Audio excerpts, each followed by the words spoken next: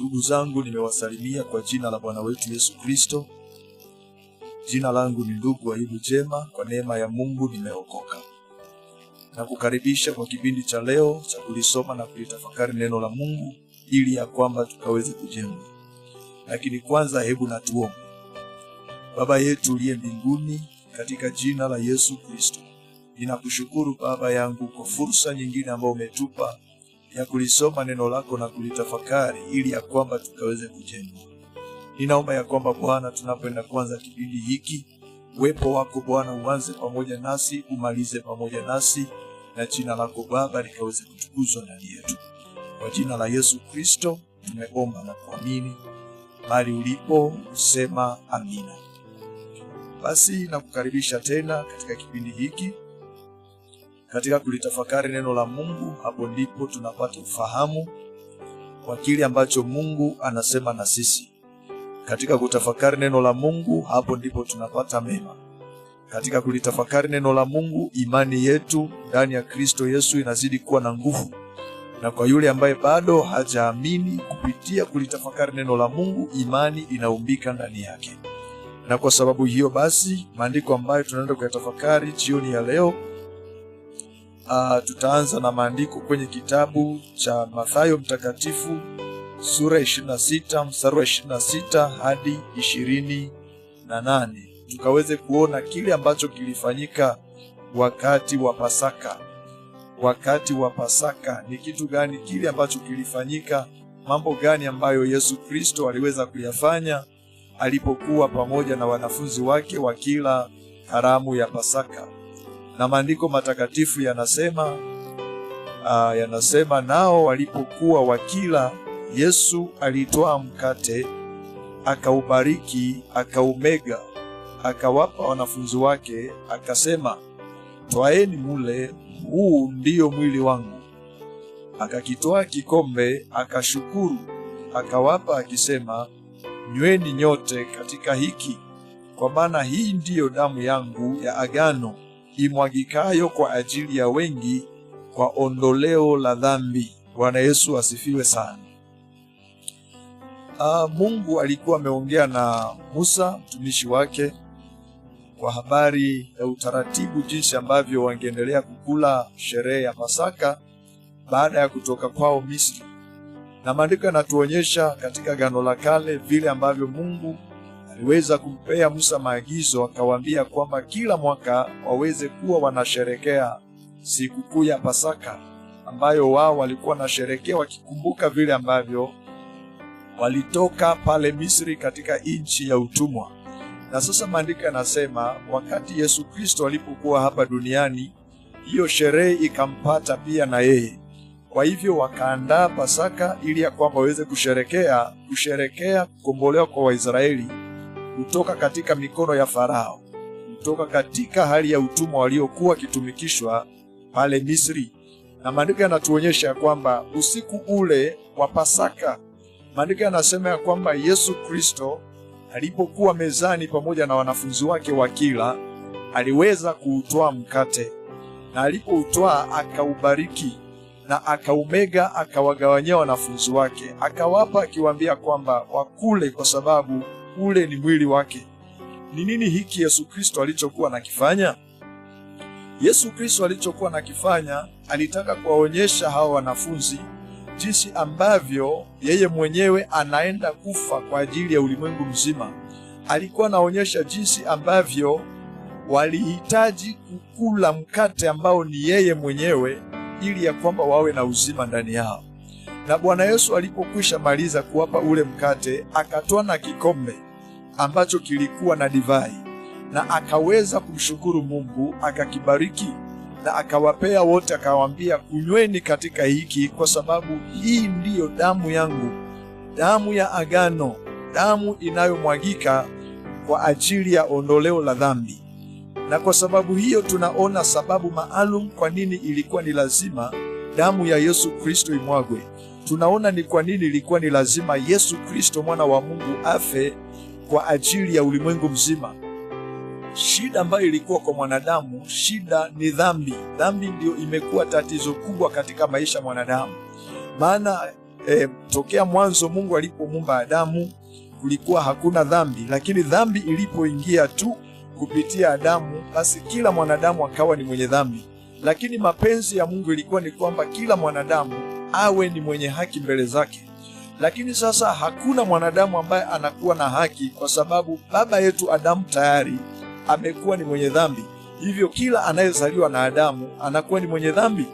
Hivyo ilibidi Mungu amtoe mwanawe wa pekee Yesu Kristo, ili ya kwamba kwa njia ya mauti yake akaweze kuondoa dhambi katika kizazi cha Adamu, katika maisha ya mwanadamu. Na hivyo tunaona ya kwamba Kristo Yesu anawaambia wanafunzi ya kwamba damu hii ambayo inaenda kumwagika ni damu ya agano. Kuna agano la kale, agano la kale ambalo Mungu alimpea mtumishi wake Musa, ili ya kwamba kaweze kufundisha Israeli vile ambavyo wataishi katika hilo agano. Agano ni mapatano. Kuna vile ambavyo Mungu alitaka Waisraeli waishi mbele zake, ili ya kwamba wakaweze kukaa katika hali nzuri.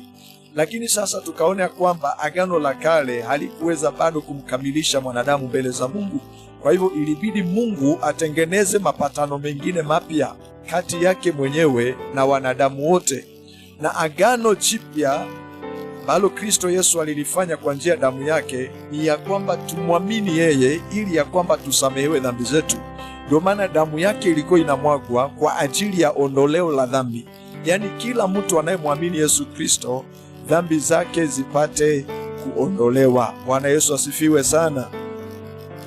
Bwana Yesu apewe sifa sana. Naomba sasa tusome kitabu cha Kumbukumbu la Torati sura ya 16 mstari wa 1 hadi ule wa 3.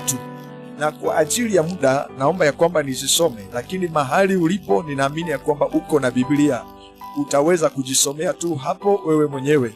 Lakini katika maandiko haya ambayo nimeyataja, Mungu aliongea na Musa mtumishi wake, akimwelekeza, akimwambia kwamba wautunze mwezi wa Abibu. Mwezi wa Abibu ni mwezi wa kwanza katika kalenda ya Kiyahudi, na ndiyo mwezi ambao Waisraeli huwa wanasherekea Pasaka, wakikumbuka vile ambavyo Mungu aliweza kuwakumbuka na kuwatoa katika nchi ya utumwa. Kwa hivyo wakaambiwa ya kwamba watakuwa na sherekea katika mwezi huo wa Abibu, wanaambiwa wautunze, maana itakuwa ni remembrance. Watakuwa wanakumbuka kila mwaka, watakuwa wanakumbuka jinsi ambavyo Mungu aliweza kuwakomboa kutoka katika nchi ya utumwa. Bwana Yesu asifiwe sana. Sasa wao wakati wanaposherekea huwa wanakumbuka vile ambavyo Mungu aliwatoa katika nchi ya utumwa. Lakini Wakristo tunaposherekea Pasaka, sisi tunasherekea jinsi Kristo Yesu alitukomboa.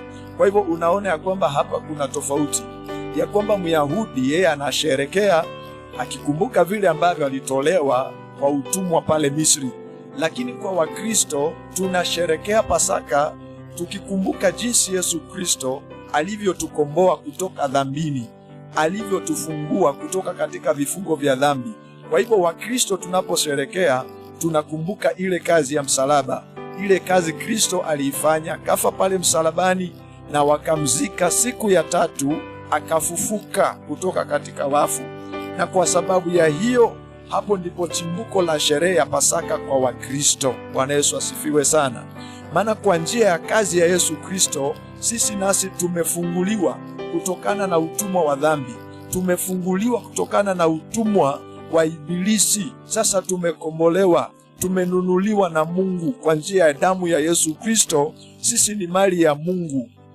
Kila anayemwamini Yesu Kristo anafanyika kuwa mali ya Mungu, anahamishwa kutoka kwa utawala wa giza hata kwa utawala wa nuru, anaingizwa katika utawala wa nuru, utawala wa Yesu Kristo Bwana wetu. Bwana Yesu asifiwe sana.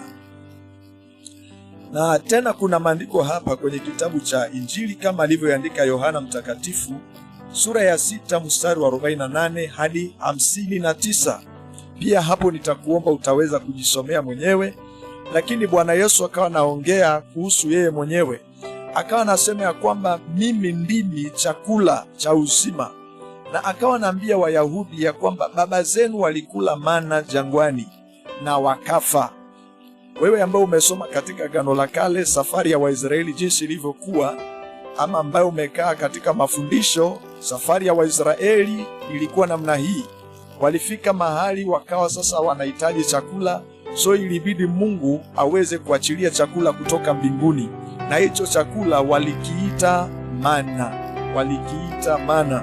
So hao watu walikula mana kwa muda mrefu sana na wakakufa bado. Lakini Bwana Yesu anasema ya kwamba mimi ndimi chakula, na anasema ya kwamba ni chakula cha uzima. Anasema ya kwamba yule ambaye atakula chakula hiki hatakufa hata milele, ataishi hata milele, kwa sababu ni chakula cha uzima. Bwana Yesu hapa alikuwa anamaanisha nini? Bwana Yesu alikuwa anamaanisha yeye ndiye ambaye anabeba uzima ambao mwanadamu anauhitaji kwa ajili ya roho yake. Hivyo kila mtu anayemula, kumkula nayo ndio nini? Kumkula, Bwana Yesu hapa alimaanisha kumwamini. Kila mtu anayemwamini Yesu Kristo anapokea huu uzima wa milele ndani ya roho yake. Bwana Yesu asifiwe sana.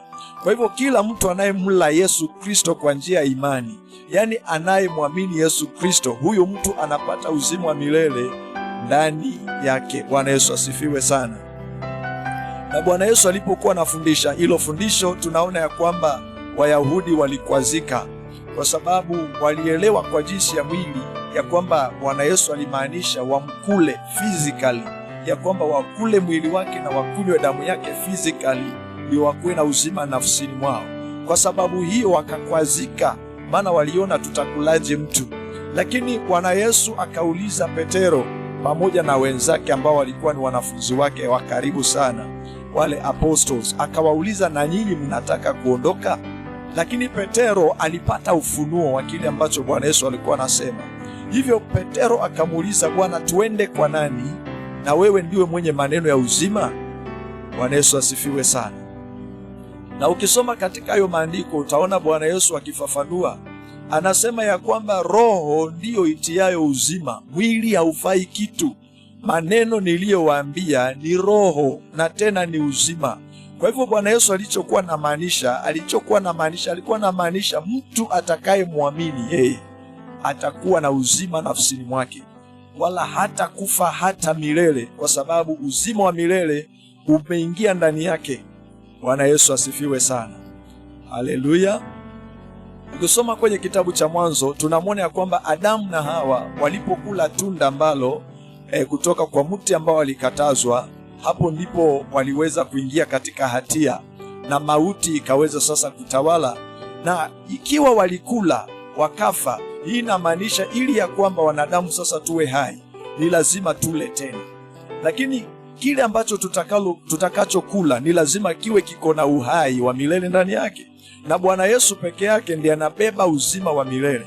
Na yeye sasa ndio anakuja anasema ya kwamba yule ambaye atakayemula yeye, atakayemkula Yesu na kunywa damu yake atakuwa na uzima wa milele nafsini mwake. Na kama nilivyo tangulia kukuambia, kumkula Yesu Kristo inamaanisha kumwamini Yesu Kristo. Kumwamini Yesu Kristo ya kwamba ni mwana wa Mungu, na ya kwamba yeye ndiye Mwokozi, ya kwamba yeye ndiye mwana kondoo wa Mungu aiondoaye dhambi ya ulimwengu. Maandiko yanasema kwenye kitabu cha Warumi sura yake ni ya 10 mstari wa 10 pale, ukisoma pale inasema, kwa moyo mtu huamini hata kupata haki, na kwa kinywa humkiri Kristo Yesu ya kwamba ni Bwana, na hata kupata wokovu. Kwa hivyo tunaona it's about faith. It is about believing in Christ Jesus for salvation, for eternal life. Kama kuna mtu ambaye atapata uzima wa milele ni yule ambaye amemla Yesu Kristo kwa njia imani, kwa njia ya kumwamini. Maana hivi ndivyo Yesu Kristo alivyoelekeza mitume kabla apaye kwenda mbinguni. Aliwaambia, enendeni ulimwenguni mote mkaihubiri injili kwa kila kiumbe. Aaminie na kubatizwa ataokoka, asiyeamini atahukumiwa. Kwa hivyo tunaona kwamba yule ambaye anaamini na kubatizwa ndiye anaokoka. Kwa lugha nyingine ni kusema yule ambaye atamkula Yesu Kristo, huyo ndiye ataokoka, ama huyo ndiye atakayekuwa na uzima wa milele ndani ya roho yake. Bwana Yesu asifiwe sana. Tena ukisoma katika kitabu cha Yohana sura ya 3 mstari wa 14 hadi wa 16, tutaona vile ambavyo Kornelio alimwendea Bwana Yesu usiku. Kornelio, hapana, sio Kornelio, Nikodemo alimwendea Bwana Yesu usiku na akaweza kuongea na yeye akimwambia, tunajua wewe ni mwalimu wa kweli, maana yale ambayo yote unafanya, yale unatenda, hakuna mtu anaweza fanya hayo asipokuwa na Mungu. Na tunaona Bwana Yesu akimhubiria akimwambia, mtu asipozaliwa mara ya pili hawezi kurithi ufalme wa Mungu. Na katika majibizano yao hapo utaona vile ambavyo walijibishana. Lakini point ambayo nataka nikupatie ni hiyo hapo ambapo anasema ya kwamba na kama vile Musa alivyomwinua nyoka wa shaba jangwani, kama vile Musa alivyoinua nyoka ya shaba jangwani, anasema vivyo hivyo Mwana wa Adamu hana budi kuinuliwa, ili ya kwamba kila mtu amwaminie awe na uzima katika yeye. Bwana Yesu asifiwe sana. Haleluya. Katika Agano la Kale tunaposoma tunaona vile ambavyo kuna wakati Israeli walinung'unika kwa sababu ya mapito magumu ya safari yao ya kuelekea Kanani. Wakamnung'unikia Musa, wakamnung'unikia Mungu. Mungu akakasirika, akaachilia nyoka za moto zikawauma watu wengi sana. Watu wengi walikufa sana wakati ule. Kwa rehema za Mungu, Mungu akampatia Musa mbinu ya kufanya ili ya kwamba vifo vikaweze kukoma. Hivyo akamwambia Musa atengeneze nyoka ya shaba na aiweze kuweka juu ya pole ama juu ya mti tu mrefu, aweze kuinua juu. Kila anayeumwa na huyo na manyoka, basi akaweze kuinua macho yake na kuangalia huyo nyoka wa shaba, alafu atapona, hata kufa. Na hivyo ndivyo ilivyokuwa. Kila mtu aliyeumwa na manyoka aliweza kuinua macho yake akaangalia nyoka ya shaba na akaishi. Na sasa hapa Bwana Yesu naye anamwambia Nikodemo ya kwamba kama vile basi Musa alivyofanya hivyo, anasema vivyo hivyo yeye mwenyewe Yesu Kristo hana budi kuinuliwa, akimaanisha kwamba hana budi kusulubishwa juu ya msalaba, ili ya kwamba kila mtu anayemwamini awe na uzima nafsini mwake. Maana kila mwanadamu by nature, kwa kuzaliwa, ni mwenye dhambi na anahitaji uponyaji, na uponyaji wake basi kumbe unatokana na kumwamini yule ambaye ameangikwa msalabani, ambaye ni Yesu Kristo. Bwana Yesu asifiwe sana. Huyu ndiye mwana kondoo wa Mungu ambaye anaiondoa dhambi ya ulimwengu. Katika Agano la Kale walikuwa wanachinja ng'ombe, wanachinja mbuzi, wanachinja kondoo, wanachinja ndege mbalimbali ambao ni ndege wale wasafi kwa ajili ya kuweza kushughulikia dhambi. Lakini Mungu akatengeneza agano jipya, mapatano mapya kati yake na wanadamu, ya kwamba tumwamini Yesu Kristo ambaye ndiye mwanakondoo wake. Sasa yeye mwenyewe amemtoa ili ya kwamba dhambi zetu ziweze kuondolewa. Bwana Yesu asifiwe sana. Kwa hivyo sadaka ya Yesu Kristo, kazi yake ni kuondoa dhambi katika maisha ya mwanadamu, na kila mtu ambaye anamwamini Yesu Kristo anapata ondoleo la dhambi zake. Na kama nilivyokuhubiria katika mahubiri yaliyopita, ni ya kwamba sasa huyu mwenye dhambi ambaye anamwamini Yesu Kristo, anampea maisha yake, huyu mwenye dhambi anabadilika. Sasa haitwi mwenye dhambi tena, badala yake sasa title yake yeye ni mwenye haki, kwa sababu dhambi zake zimeondolewa kwa njia ya imani kwa Yesu Kristo, mwana kondoo wa Mungu aiondoaye dhambi ya ulimwengu ama dhambi ya wanadamu. Bwana Yesu asifiwe sana. Basi ninaamini ya kwamba umeendelea kupata ufahamu wa maandiko haya matakatifu ambayo tumeyachanganua na kuyatafakari, na ninaamini ya kwamba Mungu atakusaidia na atanisaidia ili ya kwamba tuendelee kuyaelewa kwa upana, tuendelee kuyaelewa kwa undani. Bwana Yesu asifiwe sana. Ndio maana ametupa Roho Mtakatifu ili ya kwamba atuongoze katika kweli yote. Basi hadi hapo ambapo tumefikia katika tafakari ya leo, katika kutafakari haya maandiko leo na kuweza kupata ufahamu leo, na imani yetu naamini imeendelea kujengwa. Basi Mungu akubariki sana, akutende mema, azidi kukusaidia ili uelewe zaidi ujumbe wa siku ya leo. Mungu akubariki sana. Jina langu nilivyosema, naitwa ndugu Ayubu Chema, na kwa neema ya Mungu nimeokoka.